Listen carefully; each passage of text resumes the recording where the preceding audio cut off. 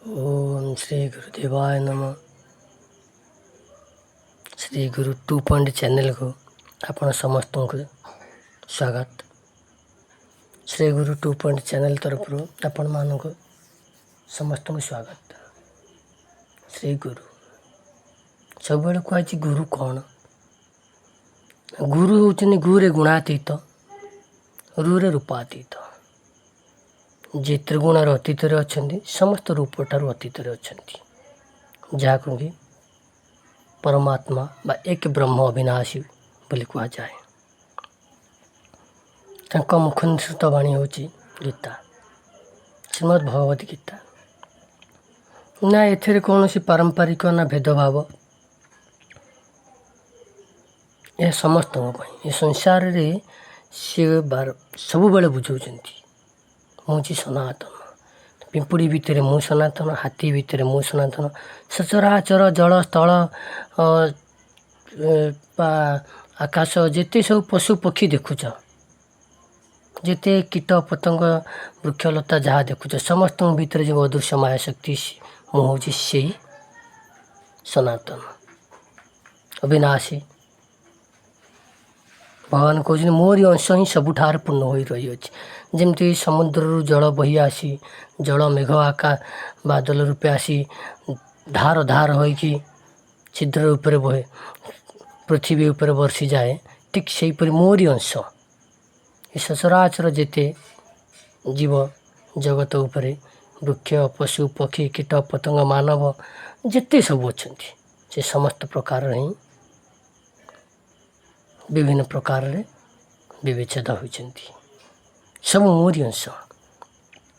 ये ज्ञान प्रदान कर शिष्य को गुरुदेव। से गुरुदेव परमात्मा होचनी गुरु, आत्मा होची शिष्य। ये गुरुदेव परमात्मा आत्मा को ज्ञान प्रदान करके मुक्ति केमिति मुक्ति प्राप्ति करिया, आत्मा केमिति बंधन रे अच्छी, आत्मा से बंधन रे केमिति पारी हेबो। आत्मा बंधन, आमे सब हेलो आत्मा, आमे सब बंधन रे पंजुरी भितर बंधी हो रही ये देह पंजुरी भितर आदर केमती आम मुक्ति प्राप्ति करवा। आम देह रूपक पंजुरी केमती मुक्ति प्राप्ति करिया आउ बंधन न होबा से बाबद से मुक्ति पाइबा गुरु ही आमको सुंदर भाव में ज्ञान प्रदान कर।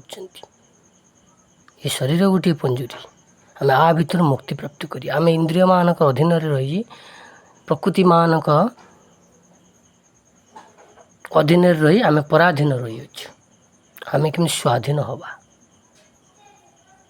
आ पूर्व भी कही जोपरी गोटे चढ़ई पंजुरी भितर रहिले से भाव यह ता भीतर छटपट हुए कि से पंजुरी बाहरी आसे ना समग्र अनंत आकाश सी घूरी बुले। ठीक से हीपरी आम ये प्रकृति गणक एकत्रित ये जो पंजुरी गठन होती पिंड बा शरीर जहाँ को कहुच्छी क्षेत्र कहुच्छी आ भितर आम बंधी हो रही एथुर क्योंपरी आम बंधन मुक्त हेबा। आम हेलु सब आत्मा परमात्मा अंश, से परमात्मा आमको ज्ञान प्रदान करुचनी आम केमती एठू ए प्रकृति गण मुक्त मुक्ति हुई नहीं पुणी एकाकार हो कौन ना परमात्मा टे पुणी लीन हो आम एकाकार हो कहुई। गीतार द्वितीय अध्याय 68 नंबर श्लोक। तस्माद्यस्य महाबाहु निगृहीतानि सर्वशः इंद्रियाणि इंद्रियार्थेभ्यस्तस्य प्रज्ञा प्रतिष्ठिता। गुरुदेव कहते शिष्य तेणु जो लोक गोटे घर भितर बंदी हो रही था,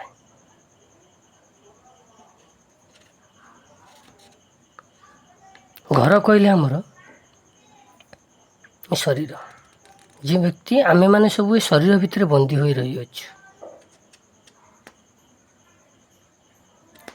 जो व्यक्ति गोटे घर भितर बंदी हो रही थाए से घरटा को ही भावी थाए सबुठार महानता।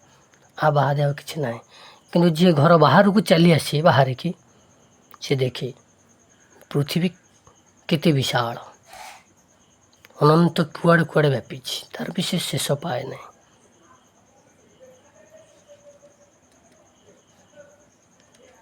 ନିଗୃହୀ ତାନି ସର୍ବସ୍ୱ।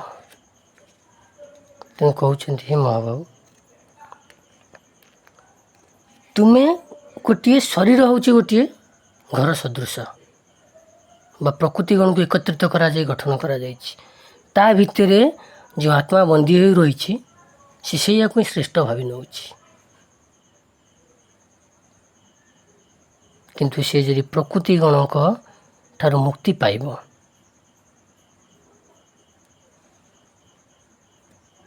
ତାହେଲେ ସେ ନିଜକୁ ଜାଣିପାରିବ ସେ କେଉଁଠୁ ଆସିଛି, ସେ କିଏ। ସେ ନିଜକୁ ଜାଣିପାରିବ ସେ କିଏ, ତାପରେ ସେ କେଉଁଠୁ ଆସିଛି, ତାକୁ ହିଁ ସେ ତାର ସଫଳତା ପ୍ରାପ୍ତି କରିବ। ଇନ୍ଦ୍ରିୟାଣି ଇନ୍ଦ୍ରିୟାର୍ଥେଭ୍ୟ ତସ୍ୟ ପ୍ରଜ୍ଞା ପ୍ରତିଷ୍ଠିତା। କାହାକୁ ପ୍ରଜ୍ଞାରେ ପ୍ରତିଷ୍ଠିତ ବୋଲି ଜାଣିବା? ନା ଇନ୍ଦ୍ରିୟାଣି ଆତ୍ମା ଇନ୍ଦ୍ରିୟାର୍ଥେଭ୍ୟ, କେବଳ ଇନ୍ଦ୍ରିୟର ଅର୍ଥର ଆବଶ୍ୟକତା, ଖାଇବାର ଆବଶ୍ୟକତା, ଭୋକ କଲା ଖାଦ୍ୟ ଖାଇବ, କିଛି ଆବଶ୍ୟକତା ଅଛି ତାହେଲେ କଥା କହିବ, ଆଖି କିଛି ଦେଖିବା, କିଛି କହିଲେ ବଞ୍ଚିବା ପାଇଁ ପଥ ଦର୍ଶିବ, କିଛି ପରିଚୟ ପାଇଁ ଆଖିର ଆବଶ୍ୟକତା, କାନ କିଛି ଶ୍ରବଣ ପାଇଁ ଆବଶ୍ୟକ, ଶରୀର କର୍ମ କରିବା ପାଇଁ କର୍ମେନ୍ଦ୍ରିୟ, ନାକ ଏ ପ୍ରାଣ ଅପ୍ରାଣକୁ ନବା ଆଣିବା କରିବା। ଏହି କର୍ମରେ ଆତ୍ମା ଯଦି ଇନ୍ଦ୍ରିୟମାନଙ୍କୁ ନିୟୋଜିତ କରେ ଆଉ ସବୁବେଳେ ନିଜ ଆୟତ୍ତରେ ସଂଯମ କରିକି ରଖେ, ଇନ୍ଦ୍ରିୟମାନଙ୍କୁ ନିଜ ଆୟତ୍ତରେ ରଖେ, ଆବଶ୍ୟକ କର୍ମର ଆବଶ୍ୟକତା ପଡ଼ିଲେ ତାକୁ ନିୟୋଜିତ କରେ, ପୁଣି କର୍ମର ଆବଶ୍ୟକତା ସରିଲେ ତାକୁ ନିଜ ଅଧୀନକୁ ଫେରାଇ ନିଏ। ଏହିପରି ବ୍ୟକ୍ତିକି ହିଁ ପ୍ରଜ୍ଞାରେ ପ୍ରତିଷ୍ଠିତ ବୋଲି ଜାଣିବା, ଯିଏକି ସେ ଜାଣିପାରେ ମୁଁ ହେଉଛି ଏ ଶରୀରର ମାଲିକ, ମୁଁ ଏ ଶରୀରକୁ, ମୁଁ ଏ ଇନ୍ଦ୍ରିୟମାନଙ୍କର ଊର୍ଦ୍ଧ୍ୱରେ ଅଛି, ମୁଁ ହେଉଛି ଇନ୍ଦ୍ରିୟାଣି ବା ଆତ୍ମା। ମୁଁ ମନକୁ, ଇନ୍ଦ୍ରିୟମାନଙ୍କୁ, ପଞ୍ଚ ଇନ୍ଦ୍ରିୟ ଆଉ ମନ ଏକ, ଏ 6 ଜଣ ଇନ୍ଦ୍ରିୟକୁ ମୋ ନିଜର ଆବଶ୍ୟକତା ପାଇଁ ମୁଁ ଲଗେଇବି ଆଉ ମୋ ଅଧୀନରେ ରଖିବି। ମୋ ଆବଶ୍ୟକତା, ମୋ କାର୍ଯ୍ୟର ପଇଲା ମୁଁ ତାଙ୍କୁ କର୍ମରେ ନିୟୋଜିତ କରିବି, ତାପରେ ପୁଣି ପୁନର୍ବାର ସବୁବେଳ ପାଇଁ ମୋ ଆୟତ୍ତରେ ରଖିବି। ସେ ଜାଣିଥିବ ଯେ କି ମୁଁ ଆଉ ଏ ଇନ୍ଦ୍ରିୟ ଗଣ ଅଲଗା, ତାହେଲେ ସିଏ ହେଉଛି ପ୍ରଜ୍ଞାରେ ପ୍ରତିଷ୍ଠିତ ବ୍ୟକ୍ତି ବୋଲି ଆମେ ତାକୁ ଜାଣିପାରିବା।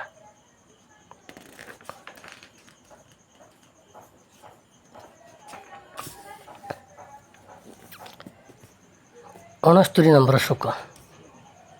ଜାନିଷ ସର୍ବଭୂତାନାଂ ତସ୍ୟାଂ ଜାଗ୍ରତି ସଂଯମୀ ଯସ୍ୟାଂ ଜାଗ୍ରତି ଭୂତାନି ସା ନିଶା ପଶ୍ୟतो ମୁନେଃ।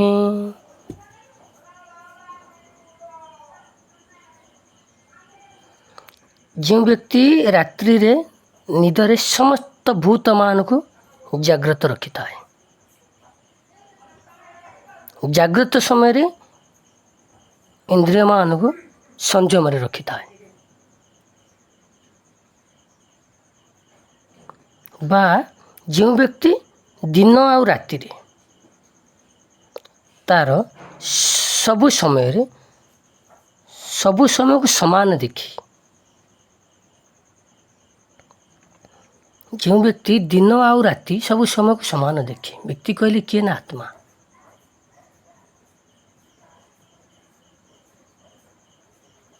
ଆତ୍ମା ସେ ରାତ୍ରିରେ ନିଦ୍ରାଗତ ହେଲେ ବି କିନ୍ତୁ ସିଏ ନିଜ ଆୟତ୍ତରେ ହିଁ ରଖିଥାଏ ତାଙ୍କ ଭୂତଗଣ, ତା ପ୍ରକୃତି ଗଣକୁ।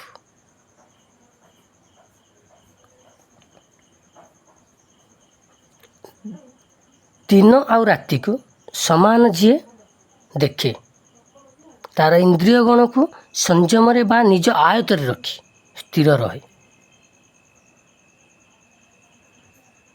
ନା ରାତିରେ ସେ ଅଚେତ ଅବସ୍ଥାରେ ଶୁଏ, ନା ଦିନରେ ସେ ପୁରା ଜାଗୃତି ଥାଏ। ତା ପାଇଁ ଦିନ ରାତି ସମାନ, ଯାହାକୁ ଯୋଗୀ କୁହାଯାଏ। ସେ ସବୁବେଳ ପାଇଁ ଆତ୍ମାର ନା ସୁଖ ଭୋଗ ଅଛି ନା ଦୁଃଖ ଭୋଗ ଅଛି। ଇନ୍ଦ୍ରିୟମାନେ ସୁଖ ଭୋଗ କରନ୍ତି, ଇନ୍ଦ୍ରିୟମାନେ ଦୁଃଖ ଭୋଗ କରନ୍ତି। ଇନ୍ଦ୍ରିୟମାନଙ୍କ କାମ ହେଲା ଖାଇବା, ଦେଖିବା, ଶୁଙ୍ଗିବା, ଶୁଣିବା, କହିବା, ନିଶ୍ୱାସ ପ୍ରଶ୍ୱାସ ନେବା ବା ଉଷ୍ମ ଶୀତ ଥଣ୍ଡା ଅନୁଭବ କରିବା। କିନ୍ତୁ ଆତ୍ମାର ଏଥିରେ କିଛି ନାହିଁ। ଆତ୍ମା ସର୍ବଦା ଏକ ଭାବରେ ସ୍ଥାୟୀ। ତା'ର କିଛି ବି ଆବଶ୍ୟକତା ନାହିଁ। ଯେଉଁ ବ୍ୟକ୍ତି ସବୁବେଳେ ଇନ୍ଦ୍ରିୟମାନଙ୍କୁ ନିଜ ଆୟତ୍ତରେ ଆଉ ସଂଯମରେ ରଖିଥାଏ, ସେହି ବ୍ୟକ୍ତିକୁ ମୁନି ବୋଲି କୁହାଯାଏ। ମୌନ ଅବସ୍ଥାରେ ରହି, ମୌନ କହିଲେ ପାଟି ବନ୍ଦ, ଆତ୍ମା ସବୁବେଳ ପାଇଁ ମୁନିଙ୍କ ପରିକା ମୌନ ରହି ତା'ର ଇନ୍ଦ୍ରିୟମାନଙ୍କୁ ନିଜ ଅଧୀନରେ ନିଜ ଇଚ୍ଛା ଅନୁସାରେ ଚଳାଇବ, ନିଜ ଇଚ୍ଛା ଅନୁସାରେ ସଂଯମ ରଖିବ। ତା ପାଇଁ ଦିନ ରାତି, ଆମେମାନେ ରାତିରେ ବେଶୀ ଶୋଉଛେ, ଦିନରେ ବେଶୀ କର୍ମ କରୁଛେ, ତା ପାଇଁ ସେସବୁର କିଛି ଫରକ ନାହିଁ। ଆତ୍ମା ପାଇଁ ଏସବୁର କିଛି ଆବଶ୍ୟକତା ନାହିଁ। ନା ଆତ୍ମାର ଦିନ ଅଛି ନା ରାତି ଅଛି। ଶରୀର କିନ୍ତୁ ଦିନରେ ଜାଗ୍ରତ ରହୁଛି, ରାତିରେ ଶୟନ କରୁଛି, କିନ୍ତୁ ଆତ୍ମାର ଏଥିରେ କିଛି ଫରକ ନାହିଁ। ଆତ୍ମା ଅନାଦି, ଆତ୍ମାର ଆଦି ନାହିଁ, ତା'ର ମଧ୍ୟ ନାହିଁ। ଆତ୍ମା ଅରୂପ, ଆତ୍ମାର ଆକାର ନାହିଁ, ଆତ୍ମାର ରୂପ ନାହିଁ ଅରୂପ, ଆତ୍ମାର ଆକାର ନାହିଁ ନିରାକାର, ଆତ୍ମାର ଅନ୍ତ ନାହିଁ ଅନନ୍ତ। যেদিন রাতি দেখে সম সাজ ইন্দ্রিয়ঙ্ক যম রাত্রিরে ন হুয়ে নিদ্রাগত দিবসে নুহ ই জাগ্রত এপরি যে ব্যক্তি বিশেষ মুনি অটই সে অবশ্য।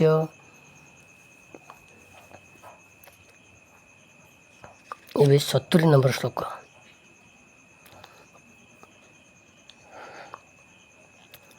अपୂର୍ଯ୍ୟମାଣଂ ଅଚଳ ପ୍ରତିଷ୍ଠଂ ସମୁଦ୍ରମାପଃ ପ୍ରବିଶନ୍ତି ଯତ୍ବତ୍ ତଦ୍ବତ୍ କାମଜଂ ପ୍ରବିଶନ୍ତି ସର୍ବେ ସ ଶାନ୍ତିମାପ୍ନୋତି ନ କାମକାମୀ।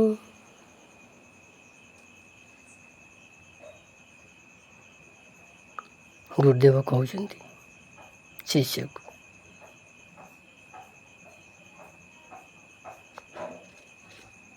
ଏଠି ଗୁରୁଦେବ ଶିଷ୍ୟକୁ ଜ୍ଞାନ ପ୍ରଦାନ କରି କହୁଛନ୍ତି, ଯେଉଁପରି ସମୁଦ୍ରରେ ଯେତେ ଜଳ ଥିବା ନଦୀ, ଯେତେ ନଦୀର ଜଳ ପ୍ରବେଶ କଲେ ବି ସମୁଦ୍ର କେବେ ବୃଦ୍ଧି ଘଟେ ନାହିଁ। ସମୁଦ୍ରରେ କେତେ ନଦୀର ମୁହଁ ସବୁ ମିଶିଛି। ସମଗ୍ର ପୃଥିବୀ ଉପରେ ଯେତେ ନଦୀ, ସମସ୍ତଙ୍କର ମୁହଁ ସବୁ ସେ ପୃଥିବୀ ଉପରେ ଯେତେ ନଦୀ ଅଛି, ତା ଦେହରେ ଯେତେବେଳେ ଜଳ ପ୍ରଖର ହୁଏ ବା ବୃଦ୍ଧି ଘଟେ, ସେ ସବୁ ଜଳ ହିଁ ସମୁଦ୍ରରେ ମୁହଁରେ ଯାଇ ମିଶେ। ସମୁଦ୍ରରେ ଯେତେ ଜଳ ପ୍ରବେଶ କରୁନା କାହିଁ, କେବେ ବି ସମୁଦ୍ର ବଢ଼େ ନାହିଁ। ଠିକ୍ ସେହିପରି ଠିକ୍ କିମ୍ବା ସମୁଦ୍ରରୁ ଦେଖିଥିବ ମେଘ ଯେତେ ବି ବହି ଆସୁ, ଯେତେ ବର୍ଷା ହେଉଛି ହଉ, ସମୁଦ୍ରର ଜଳସ୍ତର କମେ ବି ନାହିଁ।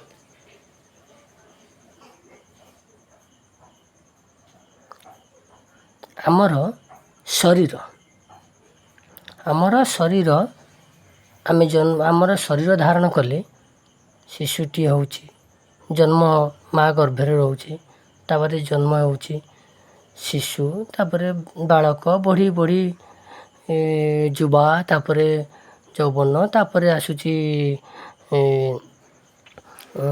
ବାର୍ଦ୍ଧକ୍ୟ, ତାପରେ ଜୀର୍ଣ୍ଣ, ତାପରେ ହେଉଛି କ୍ଷୀର୍ଣ୍ଣ, ମାଟିରେ ବି ଲୀନ ହୋଇଯାଉଛି। କିନ୍ତୁ ଆତ୍ମାରେ ଏ ସ୍ଥିତି ନାହିଁ।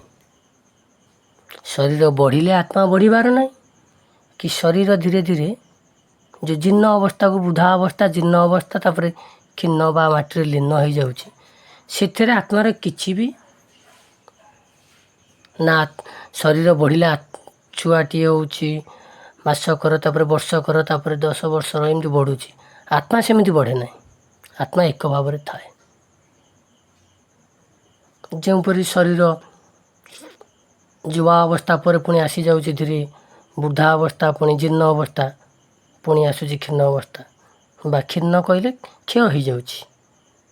କିନ୍ତୁ ଆତ୍ମାର ସେମିତି ନାହିଁ, ନା ତା'ର ବୃଦ୍ଧା ଅବସ୍ଥା ଅଛି, ନା ତା'ର କ୍ଷୀର୍ଣ୍ଣ ହେବାର ଅଛି, ନା ତା'ର ଲୀନ ହେବାର ଅଛି, ନା ଜୀର୍ଣ୍ଣ ଅବସ୍ଥା ଅଛି। ଆତ୍ମା ହେଉଛି ସମୁଦ୍ର ପରି ସବୁବେଳ ପାଇଁ ଏକ ପ୍ରକାର ଅବସ୍ଥିତ,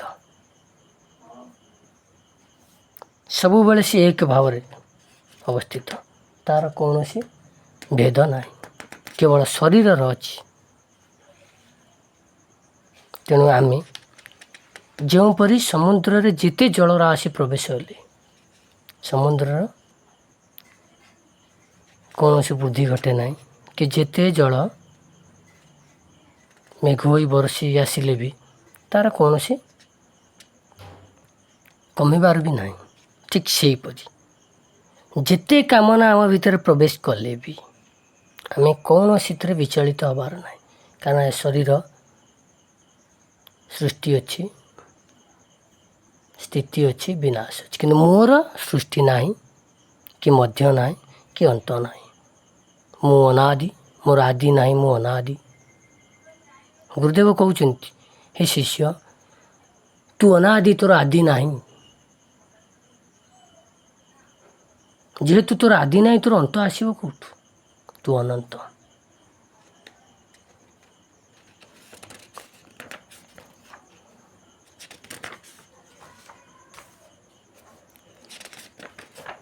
ଆମେ ଗୁରୁଙ୍କ ବାଣୀ, ଗୀତାକୁ କୌଣସି ଶାସ୍ତ୍ର ନୁହେଁ, ଗୀତାକୁ ପୁରା ସ୍ୱୟଂ ପରମାତ୍ମା ବାଣୀ ଭାବି ଆମେ ଆତ୍ମା। ସଂସାରରେ କାହାକୁ ଗୁରୁ ନ କର, ଗୀତାଙ୍କୁ ଗୁରୁ କରିଦିଅ। ଗୀତା ଶାସ୍ତ୍ରରେ ଯାହା ଲେଖା ଅଛି, ଆମେ ସିନା ବାରମ୍ବାର ଜନ୍ମ ନେବାରୁ ଆଜି ଯେତେ ଯତ୍ନ ବି ଆମେ କରୁ, ଏ ଶରୀରର ଆମେ ଯେତେ ବି ଯତ୍ନ କରୁନା କାହିଁ, ଏ ଶରୀର କ୍ଷୀର୍ଣ୍ଣ ହେବା ନିଶ୍ଚିତ। ଯେତେ ବି ଯତ୍ନ ହେଉନା କାହିଁ, ଏ ଶରୀର ନଷ୍ଟ ହେବା ନିଶ୍ଚିତ। ଯେହେତୁ ଶରୀର ଜନ୍ମ ହୋଇଛି, ଏହାର ଆସିବ ବାଲ୍ୟ ଅବସ୍ଥା, ଯୌବନ ଅବସ୍ଥା, ପୁଣି ତା ବାଦେ ଆସିବ ବୃଦ୍ଧା ଅବସ୍ଥା, ତାପରେ ଜୀର୍ଣ୍ଣ, ତାପରେ କ୍ଷୀର୍ଣ୍ଣ। ଏଥିରେ ଟିକିଏ କୌଣସି ପରିବର୍ତ୍ତନ ନାହିଁ। କିନ୍ତୁ ଆତ୍ମାର ନା ଆଦି ଅଛି। ଆତ୍ମାର ଆଦି କେହି ପାଆନ୍ତି ନାହିଁ। ଆତ୍ମା ହେଉଛି ଅନାଦି। ଆତ୍ମାର ଅନ୍ତ ବି ନାହିଁ, ଯେହେତୁ ତା'ର ଆଦି ନାହିଁ, ତା'ର ଅନ୍ତ କେଉଁଠୁ ଆସିବ? ଯାହାର ସୃଷ୍ଟି ନାହିଁ, ତା'ର ସଂହାର କେଉଁଠୁ ହେବ? କିନ୍ତୁ ଯାହାର ସୃଷ୍ଟି ଅଛି, ତା'ର ସ୍ଥିତି ଅଛି, ତା'ର କ୍ଷୟ ବି ଅଛି। କିନ୍ତୁ ଯିଏ ଜନ୍ମ ହୋଇନାହିଁ, ସେ ମରିବ କେମିତି? ଯିଏ ଜନ୍ମ ହେଇଛି ସେ ମରିବ, କିନ୍ତୁ ଯିଏ ଜନ୍ମ ନ ହେଇଛି ସେ କିପରି ମରିବ? ଦେହର ହେଲେ ବୃଦ୍ଧି କ୍ଷୟ, ଆତ୍ମା ଯେ ଏକ ଭାବେ ଥୟ। ଜଳଧି ଘେନେ ଯେତେ ଜଳ, ନ ହୁଏ କେବେ ଅସମ୍ଭାଳ। ଏହା ହେଉଛି ଆମର 70 ନମ୍ବର ଶ୍ଲୋକରେ ଗଲା। ଏହାପରେ 71 ନମ୍ବର ଶ୍ଲୋକରେ ଗୁରୁଦେବ କହୁଛନ୍ତି ଶିଷ୍ୟକୁ, ବିହାୟ କାମାନ୍ ଯଃ ସର୍ବାନ୍ ପୁମାଂଶ୍ଚରତି ନିଃସ୍ପୃହ ନିର୍ମମୋ ନିରହଙ୍କାର ସ ଶାନ୍ତିମ୍ ଅଧିଗଚ୍ଛତି। ଗୁରୁଦେବ କହୁଛନ୍ତି, କି ସୁନ୍ଦର ଭାବରେ ଏହାର ଅର୍ଥ, ଯେତେ କାମନା ପ୍ରବେଶ କଲେ ମଧ୍ୟ ଯେଉଁ ପୁରୁଷ ସେହି କାମନାରେ ବିଚଳିତ ନ ହୋଇ ବା ଉତ୍ସାହହୀନ, ମର୍ମହୀନ, ଆମ ଭିତରେ ଗୁରୁଦେବ ବୁଝାଉଛନ୍ତି, ଏହାର କାରଣ ଅର୍ଥ ଆମକୁ ବୁଝିବା ଦରକାର। ଗୁରୁଙ୍କ ବାଣୀ, ଆମ ଭିତରେ ଯେତେ ପ୍ରକାର କାମନା ଜାତ ହେଲେ ବି ମଧ୍ୟ, ବା ଯେତେ କାମନା ପ୍ରବେଶ କଲେ ବି ମଧ୍ୟ ଆମେ କୌଣସିରେ ବିଚଳିତ न हवा ही ठीक। कहते गुरुदेव जो पुरुष जिते प्रकार कामना ता मध्य प्रवेश कले मध्य जो पुरुष कौन सी विचलित हुए ना बा कौन सी कामनार विचलित हुए ना कि कौन सी कामना को पूरण करने उत्साह भी हुए ना और सी मर्महीन कौन सी मर्म आमर किसी मर्म उपर आम तार मर्म कौन से मर्म उपर भी से ध्यान दिए ना अहंकारहीन होता है। जो पुरुष अहंकार शून्य होता है जो पुरुष भितर अहंकार न थाए से ही शांति प्राप्त करे आउ मुठारे लीन हुए निर्मम निरहंकार सह शांति में अधिगच्छति बा विहाय कामान जह सर्वान् पुमांश्चरति निस्पृह। जो पुरुष जेते प्रकार कामना ता भितर प्रवेश कले भी मध्य से निश्चल भाव निस्पृह कहले कौन सी स्पृहा बा आसक्ति जात न हवा कौन सी कामनार आसक्त न हुई। जो पुरुष कौन सी कामनार आसक्त न हुए सर्वान कहले समस्त कामान कामना निर्मम मर्महीन से कौन सी मर्म कथार अच्छी तार मर्म कौन से कौन सी मर्म उपर तार ध्यान दिए ना अहंकार शून्य होकर रही थाए से ही पुरुष सबुबेल ପାଇଁ शांति प्राप्त करि थाए।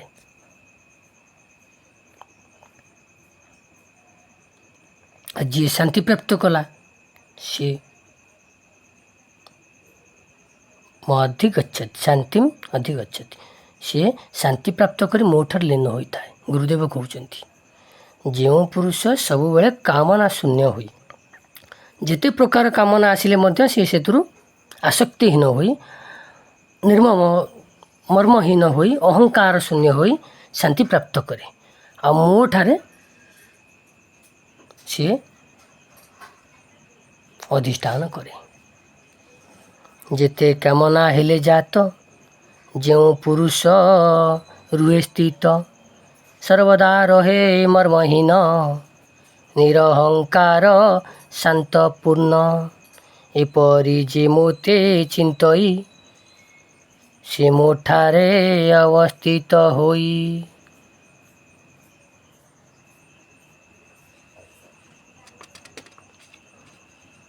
श्री गुरुदेवाय नमः।